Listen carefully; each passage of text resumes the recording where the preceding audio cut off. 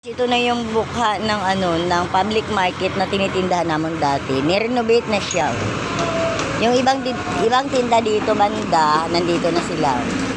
Pero giba na yung nasa taas. Tapos ngayon, itong sa gitna, dito kami dati lahat nagtitinda, yung nandun kami sa labas ngayon. Ito, ni-renovate na. Ayun o. Yun, hanggang doon yun.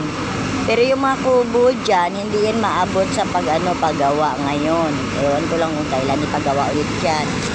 Pero ngayon, ito yun dito. Ganito kalapad yung inalisan namin 6. Ang ganyan kalapad. Tapos, ito yung mixer nila dito. Pero may ginagawa pa rin doon sa likod.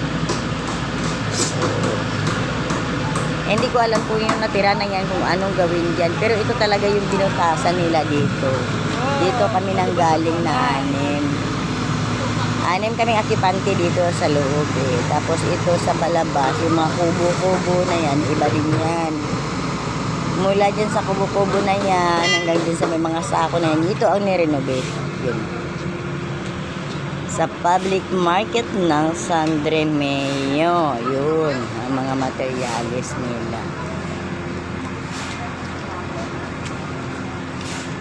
Binibidyo ko lang para makita kung gaano kalapad yung inalisan namin.